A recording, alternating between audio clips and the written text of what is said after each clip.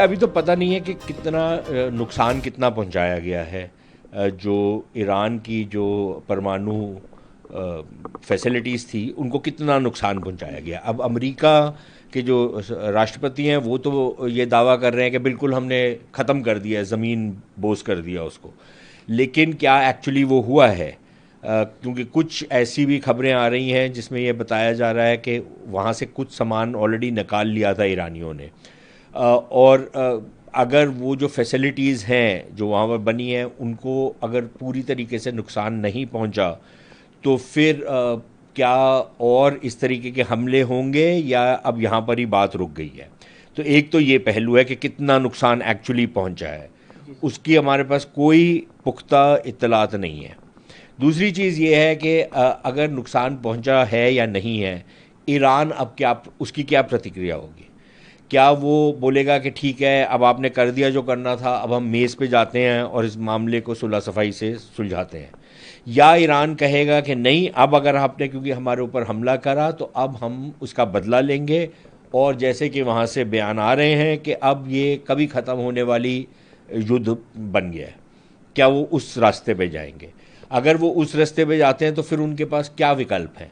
उनके पास कोई सेना जो है, तो ये तो ऐसे ही अब युद्ध है जिसमें सेनाओं का तो इस्तेमाल ही नहीं होता। यहाँ तो हवाई जहाज़ और मिसाइल्स और नॉन कॉन्टैक्ट वॉरफेयर जिसको बोलते हैं वो हो रहा है। तो ईरान के पास कुछ मिसाइलें हैं, वो क्या सिर्फ इसराइल के ऊपर दागेंगे कि या वो अमरीकी जो अड्डे हैं उनके ऊपर भी दागेंगे? अमरीकी जो युद्धपोत हैं समुद्र में उनके ऊपर दागेंगे? और अगर वो ये करते हैं तो फिर अमेरिका किस तरीके का प्रहार करेगा उनके ऊपर? तो ये भी एक बहुत बड़ा सवाल है। और इसी के साथ साथ अगर वो अमरीकी अड्डों के ऊपर जो बाकी अरब दुनिया में है वहाँ पर अगर हमला करते हैं तो क्या ये जो युद्ध है ये और ज़्यादा इसका फैलाव होगा या नहीं होगा? मेरे ख्याल ये बहुत सारे सवाल हैं जिसका किसी के पास अभी जवाब नहीं है। एक और जो चीज़ ईरान कर सकता है वो ये है कि जो स्ट्रेट ऑफ हॉर्मूज़ है, जहाँ से दुनिया का बहुत सारा तेल जो है, लगभग 30-35% जो दुनिया का तेल है समुद्री रास्ते से सारी दुनिया में फैलता है। अगर वो वहाँ पर कोई अड़चन लगाता है या रोक देता है या उस सारे वाटरवे को ब्लॉक कर देता है तो फिर तो सारी दुनिया के ऊपर असर पड़ता है। भारत के ऊपर भी असर पड़ता है। हमारे लिए एक तो ये है कि तेल उपलब्ध होगा कि नहीं होगा। अगर तेल की उपलब्धि हम कर भी लें और देशों से, रूस से, आप अंगोला से या नाइजीरिया से, इंडोनेशिया से, वेनेजुएला से, और बहुत सारे देश हैं जहाँ से हम तेल ले सकते हैं, लेकिन फिर उसका दाम कितना बढ़ेगा? अभी भी दाम बढ़ चुका है तेल का, लेकिन अगर तेल का दाम आसमान को छूना शुरू कर देता है तो फिर तो हमारी अर्थव्यवस्था पे बहुत बुरा असर पड़ेगा। सिर्फ हमारी पे नहीं पड़ेगा, सभी पे पड़ेगा। सारी विश्व की जो अर्थव्यवस्था है वो चरमरा जाएगी। तो एक तो वो भी फैक्टर रहेगा। फिर हमारे लिए मुद्दा ये है कि अगर समुद्र के रास्ते बंद होते हैं तो फिर हमारे जो व्यापार है दुनिया भर के साथ जो पश्चिम की तरफ से जाता है, अ, उसका एक तो खर्चा बहुत बढ़ जाएगा, दूसरा उसमें समय बहुत लगेगा। तो वो एक अलग तरीके का हमारे ऊपर नुकसान होगा। और फाइनली हमारे लोग रहते हैं खाड़ी के देशों में, और अगर युद्ध फैलता है तो उनके ऊपर अगर कोई आंच आती है तो फिर भारत सरकार की ये जिम्मेदारी हो जाएगी उनको निकाला जाए। ईरान से तो निकाल सकते थे क्योंकि कोई बहुत ज़्यादा तादाद नहीं है ईरान में, लेकिन जो खाड़ी के देश हैं वहाँ तो बहुत बड़ी तादाद है लोगों की, तो कैसे निकालेंगे उनको? तो बहुत प्रॉब्लम्स तो हैं।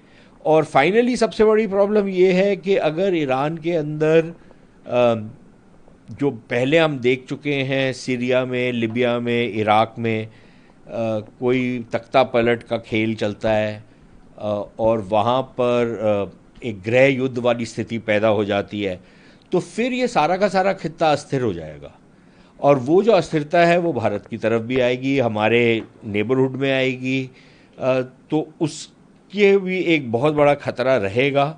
लेकिन अभी देखते हैं, ये सारा कुछ भविष्य में है, इमीडिएटली तो कुछ नहीं होगा। कल रात अमेरिका के B-2 बॉम्बर्स ने ईरान के 3 न्यूक्लियर साइट्स मेनली फर्दो पे, नतांज पे और इस्फहान पे अटैक किया और पूरी तरीके से बर्बाद कर दिया। 6 B2B बॉम्बर्स ने कल इंडियन टाइम्स के मुताबिक लगभग शाम के 4 बजे के करीब जो है अमेरिका का जो एयरबेस है इनका वहाँ से उड़ान भरी और फिर गुआम और बीच में जितने भी एयरबेसिस हैं उन पे होपिंग फ्लाइट्स करते हुए डियो गार्सिया तक आए और डियो गार्सिया के बाद में इन्होंने अटैक किया। कल ये भी खबर आ गई थी पहले ही कि डोनाल्ड ट्रंप जो कि फ्राइडे को न्यू जर्सी गए थे अपने छुट्टी मनाने के लिए, गोल्फ खेलने के लिए, वो भी एकदम तुरंत मूव कर गए थे। और इस पूरे घटनाक्रम को कल ना सिर्फ डोनाल्ड ट्रंप ने सिचुएशन रूम में बैठ के पूरा मॉनिटर किया, बल्कि उनके साथ में वाइस प्रेसिडेंट जेडी बेंस थे, secretary of state Marco Rubio भी साथ में थे और डिफेंस सेक्रेटरी भी थे। इसके तुरंत बाद अमेरिकन प्रेसिडेंट ने पूरे नेशन को संबोधित करते हुए कहा कि उन्होंने इन तीनों फर्दो, नतांज और इस्फहान जो न्यूक्लियर साइट्स हैं ईरान की, उनको बिल्कुल तहस नहस कर दिया है और उनके सभी के सभी B2 बॉम्बर्स ईरान की एयर स्पेस से बाहर आ गए। जी, तो इससे लगता है कि कहीं ना कहीं युद्ध भड़केगा, और क्योंकि ईरान और इसराइल का तो युद्ध चल ही रहा था, उसमें अमेरिका भी बीच में आ गया और कहीं ना कहीं चीन और रूस भी ईरान को सपोर्ट कर रहे हैं। और रूस ने तो धमकी तक दी थी कि अगर अमेरिका को इसमें कूदा तो हम एक्शन लेंगे।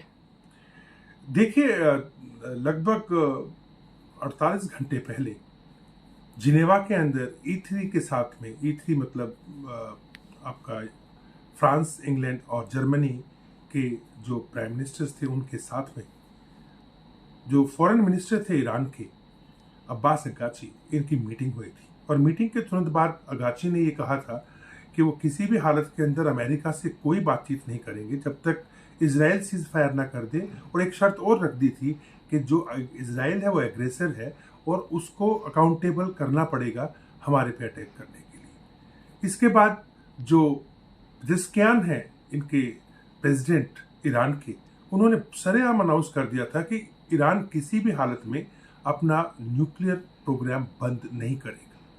अब जब ये बात बिल्कुल अमेरिका को क्लियर हो गई थी कि कोई रास्ता ही नहीं बचा, सारे ऑप्शंस खत्म होते जा रहे हैं, लिहाजा अमेरिका के पास में और कोई भी रास्ता नहीं था इस अटैक को करने के बजाय। हालांकि रूस ने भी देखिए अपने स्तर पे कहा था कि जिनके साथ में ईरान की इसी साल जनवरी के अंदर 20 साल के लिए स्ट्रेटेजिक पार्टनरशिप हुई थी, कि उसके अंदर किसी भी हालत में ऐसी कोई प्रोविजन नहीं है कि अगर अमेरिका ईरान पे अटैक करता है तो रूस भी उसकी मदद के लिए आएगा। और दूसरा, ईरान ने कभी उनसे ऐसी कोई मदद मांगी नहीं, तो इस बारे में बातचीत करना बेमानी होगा। हाँ, हो सकता है कि रूस इसके अंदर कि जैसे कि ईरान ने मदद की थी रूस की, अपने फतेह 1 मिसाइल्स भेजी थी यूक्रेन के युद्ध के लिए, और साथ साथ में अपना जो शाहिद ड्रोन से 136 वो भी भेजे थे, जिसका लाइसेंस दिया रशिया को मैन्युफैक्चर करने के लिए। चीन भी सामने खुल करके नहीं आएगा। हाँ, चीन के 5-6 कार्गो विमान जो है पिछले 3-4 दिन के अंदर सैन्य सामान लेकर के जरूर ईरान में पहुंचे हैं, लेकिन सामने से मुझे नहीं लगता कि कोई भी इनके अंदर से इस युद्ध के अंदर शामिल होगा।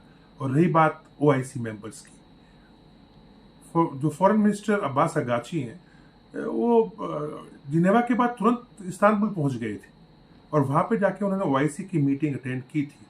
लाजिम सी बात है कि जितना मुस्लिम देशों की मीटिंग है तो इस्लाम के नाम पे सभी देश उसका समर्थन यानी विरोध करने की कोशिश करेंगे अमेरिका की और समर्थन करेंगे ईरान का। इसी एवज में पाकिस्तान से भी कुछ न्यूज़ निकल के आई कि उन्होंने खंडन किया अमेरिकी अटैक का, ओमान ने भी अटैक का खंडन किया और सऊदी अरब ने भी किया है, क्योंकि इनको लगता है कि अगर ये युद्ध आगे बढ़ा तो एक जो बेसिस, अमेरिकन बेसिस इन सभी खाड़ी के देशों में है, लगभग 54 के करीब, 64 के करीब हैं। 15 इनमें से जो है वो मेन बेसिस है। 50,000 के करीब अमेरिकन ट्रुप्स यहाँ बैठे हुए हैं। तो उसके ऊपर जब अटैक करेंगे तो इनके देश पे भी अटैक आएगा, लिहाजा इनके भी काफ़ी नुकसान होगा। तो ऐसी स्थिति से ये लोग बचना चाहते हैं, ये नहीं चाहते कि ये युद्ध इनकी दहलीज तक पहुंच जाए। तो स्टेट ऑफ हॉर्मूज को भी ब्लॉक करने की तैयारी है ईरान की तरफ से, और शुरू भी कर दिया गया है। और यहाँ तक कि हूती और हिजबुल्लाह ने भी बोल दिया है कि वो आधिकारिक तौर पर युद्ध में जा रहे हैं। तो देखिए, जहां तक सवाल है अब ईरान क्या करेगा और ये युद्ध कहाँ जाएगा, मुझे लगता है कि अभी ईरान जो है डेफिनेटली बैकफुट पे आना नहीं चाहेगा, और वो डेफिनेटली जो अटैक हुआ है अमेरिका की तरफ से इनके न्यूक्लियर इंस्टॉलेशंस के ऊपर, उसका जवाब देगा।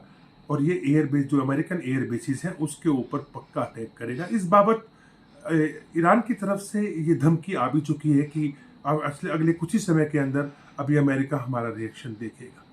लेकिन अगर ऐसा होता है तो ये युद्ध बहुत बहुत ज़्यादा खतरनाक मोड़ ले लेगा और ऊपर के लेवल पे चला जाएगा। वहीं दूसरी ओर ईरान ने जो है धमकी ये भी दी है कि वो स्ट्रेट ऑफ हॉर्मुज़, जहाँ से पूरी दुनिया का लगभग 30% के करीब ऑयल जाता है, जो ट्रेड रूट है, उसको वो बाधित करेगा। उसकी जो सीक्रेट नेवल बेस है, वहाँ से इन्होंने पेट्रोलिंग और एक्सरसाइज करना ईरान ने शुरू कर दिया था। एक इंग्लैंड की एक जो डिस्ट्रॉयर था, शिप थी, उसको भी रोकने की कोशिश की।